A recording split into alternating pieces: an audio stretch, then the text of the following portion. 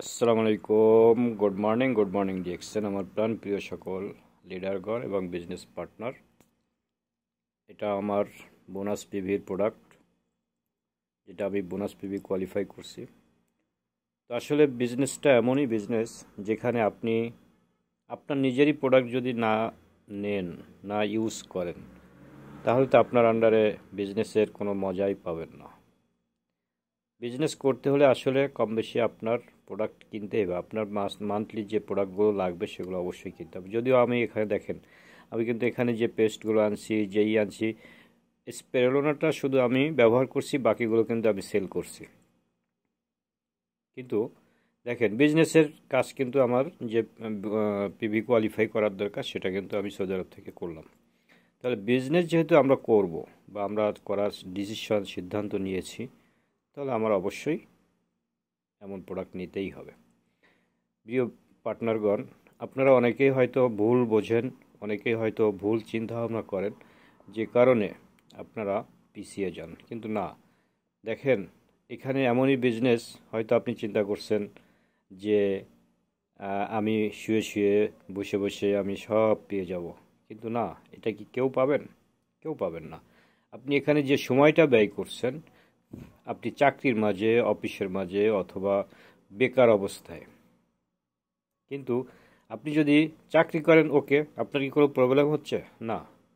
আপনি যে একজন গৃহিণী, আপনার কি কোনো প্রবলেম হচ্ছে ঘরের কাজের জন্য? না। আপনি স্টুডেন্ট, আপনার কি কোনো প্রবলেম হচ্ছে? না। তাহলে কেন আমরা বিজনেসটাকে এড়িয়ে যাই? আসলে আমরা এড়িয়ে যাই, হতাশা হয়ে যাই।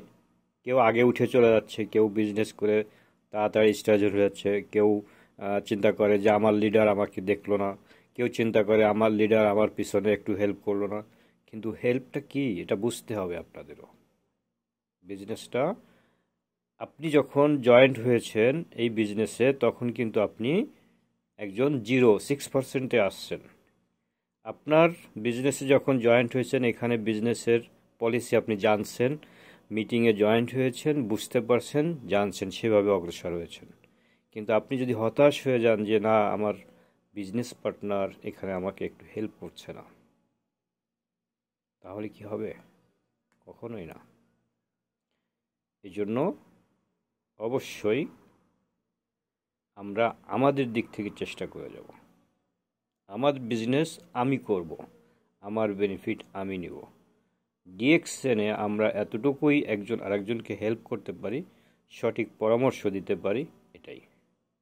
কিন্তু আপনি যখন অন্য বিজনেস করেন, তখন দেখেন আপনার পিছনে আরেকজন লোক লেগে যায়। আপনি একটা মুদি দোকান করেন, পাশে আর একটা মুদির দোকান যখন আসবে, তখন আপনার কষ্ট হবে।